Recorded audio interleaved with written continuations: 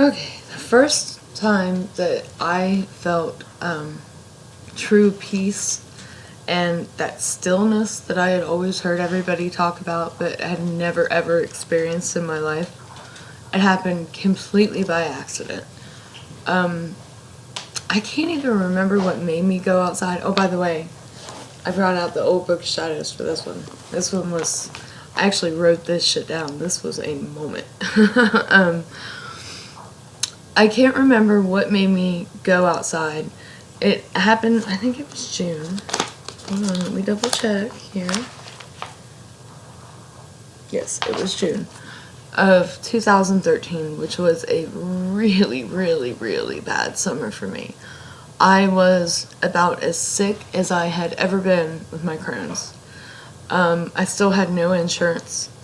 No, but I was told, was it that month? I think it was.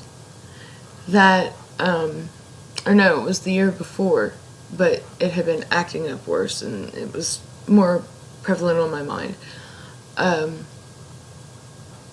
It was the year before. I had been told the summer before that this spot of scar tissue that I have from the Crohn's is right by my liver and my gallbladder, and that it was extremely inflamed, and it had inflamed my liver and my gallbladder, and that there was a chance that one or the other of them would burst if that thing burst, and that it was really close to bursting. The doctor at the time, he wanted to admit me. His attending wouldn't let him because I had no insurance. And he was giving me this information because he told me to tell my family that, you know, if I ended up dying because my liver was taken out, that they needed to sue Grant Hospital.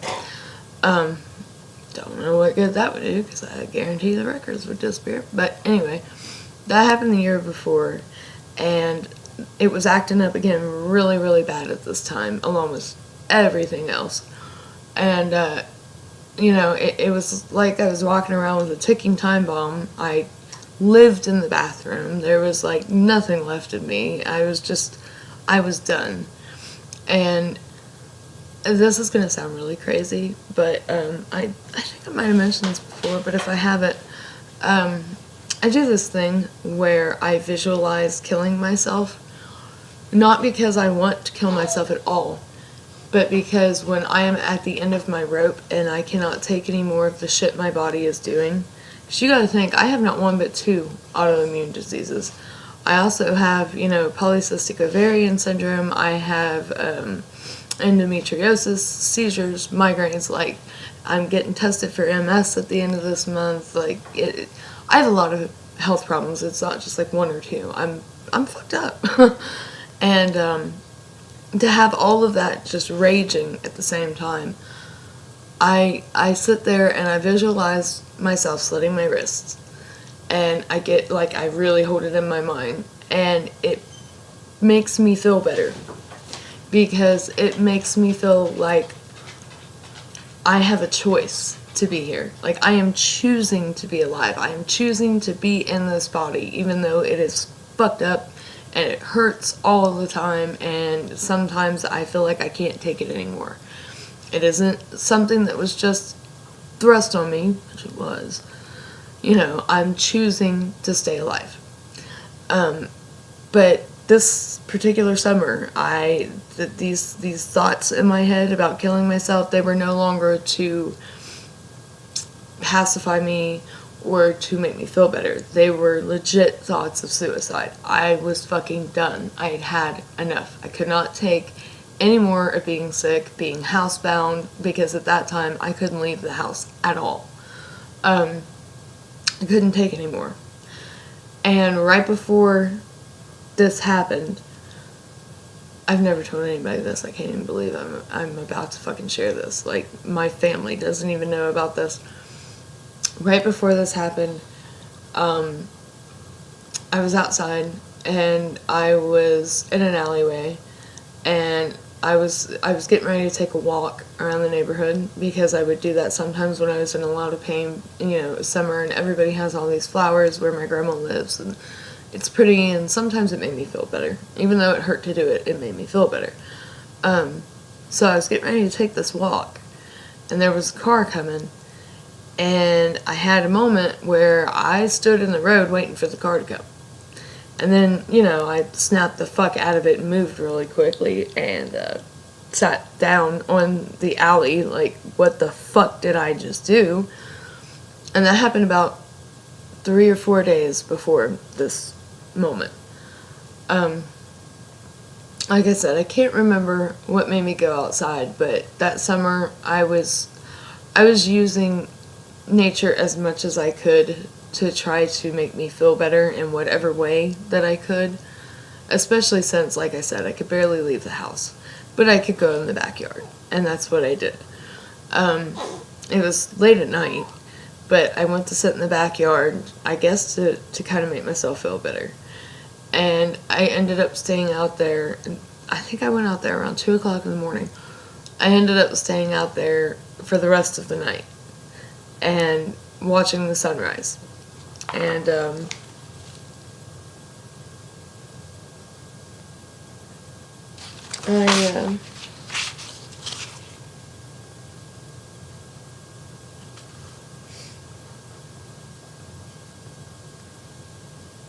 hold on. Oh my god, did I really not write?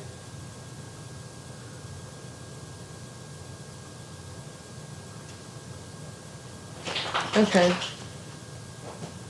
I didn't write as much about what happened but I'm going to now explain it. I thought there was more helpful information in there than there actually was. Okay, so I was sitting outside, and at the time I had this teeny tiny little dog that was like the most precious thing ever, but she was very sick. I kept her alive for 1.5 years, and then I kept trying to keep her alive, and she kept trying to die, and eventually she snuck away and died. So, that actually happened 2 months later. It was a bad fucking summer. But anyway, I had my little doggie, and I was sitting outside. It was June 24th, so, it was a warm night. And I was sitting there, and I just meditated on the full moon for a long time. Not, mentally, like, close my eyes. I sat there for about 2 hours just staring at the moon. I cleared my mind of everything, which is fucking impossible for me. I can almost never do that. My mind is always running. Always, always, always. But I was able to completely clear my mind and to focus on absolutely nothing but that moon. And it was, I don't know how to describe it. It was like, just making weird ass noises in her sleep. It was just like, there were no problems. There was no painful body. There was no, everything else in my fucking life that was a wreck. There was none of that. There was nothing. But not in a bad way. Not in a, scary, horrible way. Nothing like that. There was nothing, but it was everything. I don't know how to describe this. I sound stupid. It was that still point that people talk about that I have never been able to reach since then. It was just a fluke fucking thing for me, but it was just like the whole material world was gone, including my body. But it wasn't that feeling that you get from meditation. I was still in my body, I was still there, but it was like it didn't matter. Yeah, I think that's maybe the best way to put it. The material world was still there, but it didn't matter. All that mattered was my mind and that moon. And when that kind of, little spell was broken, metaphorically speaking, I just sat there with my feet in the grass, and I looked up, and I never get to see cool shit in the sky. I'll see these fucking posts about, oh, you can see Venus from over there next week. No, I can't. Every fucking time there's a supermoon or a blood moon or anything cool going on with the moon, there's a million clouds here in Columbus, Ohio, and I don't fucking see shit. I don't get to see cool shit in the sky, and it pisses me off. Well, a little while after I stopped staring at the moon, I don't know what it was. I don't know if it was a comet or like a little meteor shower. Maybe if I describe this without sounding like stupid, one of y'all will know what it is and you can share it with me. But it was like little balls of light going like, almost like fireworks, but shooting literally down from the sky. And it was really, really pretty. And I have a picture of it. Well, I can't draw a fucking stick figure, but I tried to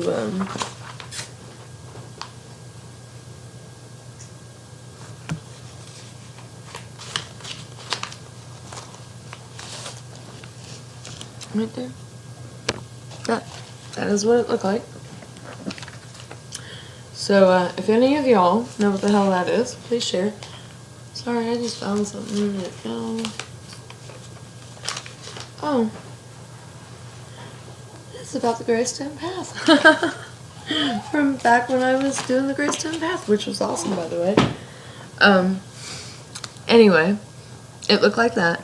And it just, oh my god, I felt so light sitting there, and that made me giddy. That made me like little kid giddy, like giddier than I normally would be.